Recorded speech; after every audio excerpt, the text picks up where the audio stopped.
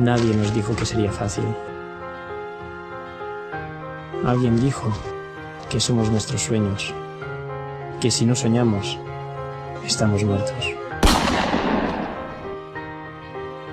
Nuestros pasos siguen el instinto que nos lleva a lo desconocido.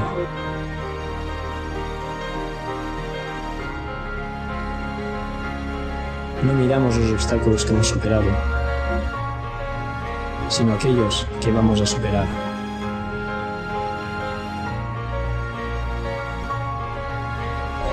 No se trata de ser los más rápidos, los más fuertes o los más grandes. Se trata de ser nosotros mismos.